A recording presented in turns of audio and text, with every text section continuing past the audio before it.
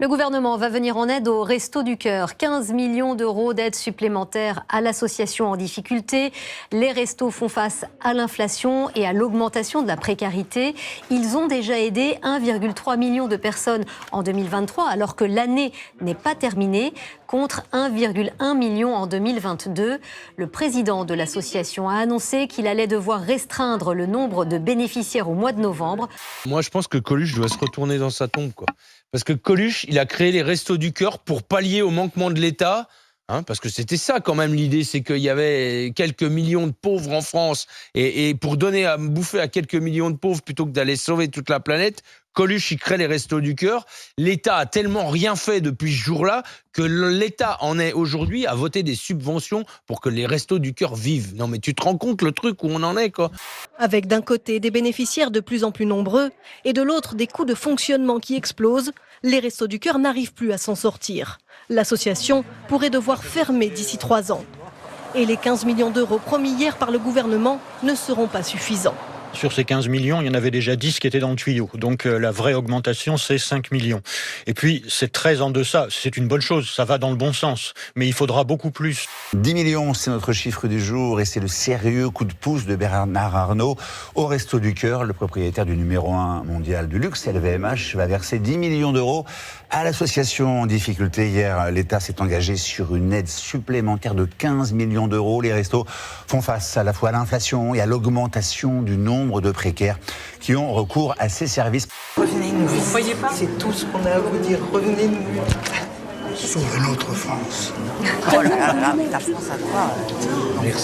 Merci beaucoup. N'aurais pas. Carrément. Ah ouais. J'ai horreur de la cravate. De toute façon, toi, l'élégance.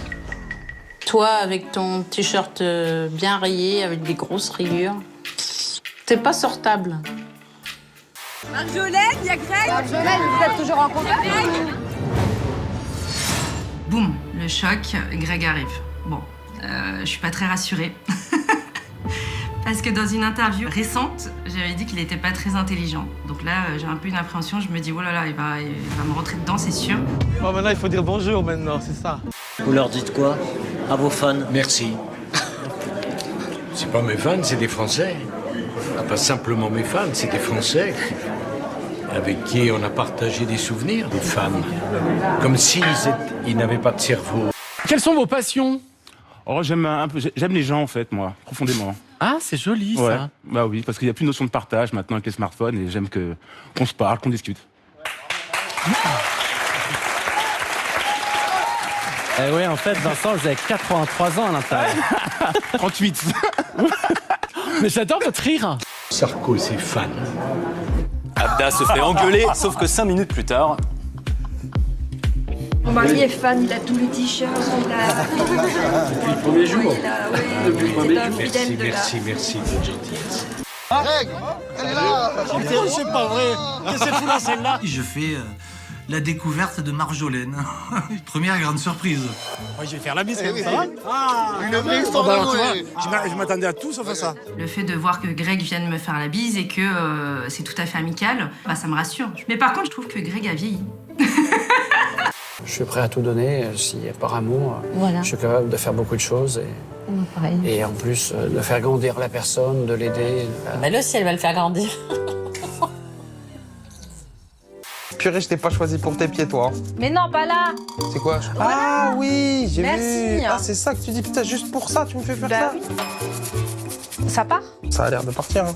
Je te jure, il va mériter une journée spéciale papa. L'annonce de l'heureuse nouvelle a viré au drame. Au Mexique, ses futurs parents organisaient une gender reveal party, une fête où l'on révèle le sexe du bébé avec du rose ou du bleu. Ici était utilisé un avion. Qu'il lâche de la fumée, c'est normal. Qu'il perde une aile, beaucoup moins.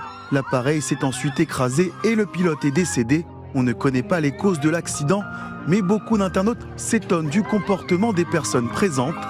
D'autres dénoncent une surenchère lors de ces événements, véritable phénomène sur les réseaux sociaux. Conseil municipal d'une ville japonaise, Onomichi. Je vous explique, ils ont eu la bonne idée d'envoyer à tous les foyers comprenant des femmes enceintes des petits flyers pour expliquer aux dames comment se comporter avec ces messieurs pendant la grossesse. Avec des injonctions pour qu'elles fassent des efforts pour moins énerver les messieurs, pour moins nous prendre la tête à leur mari donc pendant cette période. Exemple, apprenez à vous contenir, vous allez être irrité pour des raisons inconnues, sans doute les hormones. Ce n'est pas à monsieur d'en payer les pots cassés, écrivent-ils. C'est bon? Ouais, mais faut les rincer maintenant. Et là, mon petit doigt de pied, là, c'est bon? Écarte pas tes pieds comme ça fait peur. Fais pas ça, s'il te plaît. C'est ce genre de choses, faut prévenir. Quand elle écarte les doigts de pied, je te jure, on dirait des dents. On dirait les dents de la mer. Par ailleurs, ils indiquent à ces femmes, avec l'arrivée du bébé, cela pourrait être tentant de moins s'occuper des tâches ménagères. C'est vrai que ça arrive. Ça pourrait être tentant, oui. Or, ils écrivent, si ce sont les pères qui prennent le relais, vous devez les remercier, vous faire pardonner, par exemple avec un petit massage. Et ça, je trouve ça assez moderne. Dernier conseil, disent-ils, ayez toujours un petit sourire sur votre visage. Quand vous voyez le papa arriver, il en aura besoin. Je trouve ça assez intéressant. Ma chambre. Ok. Ah donc, d'accord. Bon, si vous prenez 4 douches par jour, ça peut être sympa, on va passer du temps ensemble. Ah bah voilà. Mais voilà, c'était fait pour quoi. Tu t'es mis là. Voilà, d'accord, bah ok. ouais, j'ai pas l'air malin que ça, mais j'essaie d'être rusé. Voilà. Un touriste allemand porte plainte contre son voyagiste pour insatisfaction sexuelle. Insatisfaction sexuelle. Voilà le motif de la plainte d'un touriste à l'encontre de son voyagiste. Une plainte étayée par le touriste allemand car l'homme était déçu de la literie de l'hôtel. Ce que dénonce cet homme est qu'il avait demandé un lit double et que sa chambre comportait 2 lits simples rapprochés, ce qui a provoqué son insatisfaction sexuelle. J'ai tout fait pour qu'elle soit le mieux possible, qu'elle se sente chez elle, quoi. Sauf peut-être de mettre le bon t-shirt. Casse-couille. CDI. À durée indéterminée. Oui, c'est vrai que ça dénote. Faites pas ça chez vous. Hein. Ah, ça devrait être censuré, ça, frérot. Ça devrait passer en heure creuse, ça. Oh, l'audience. Oh, purée, moins 200 000 téléspectateurs. Oh, putain. Oh là là. Pour l'avocat de l'hôtel, c'est clair, le problème ne vient pas de la literie. Le problème ne venait ni des balnéaires ni de l'hôtel. Il venait probablement du manque d'imagination du citoyen allemand. Ce touriste allemand devra donc trouver d'autres excuses pour justifier ses piètres prestations sexuelles.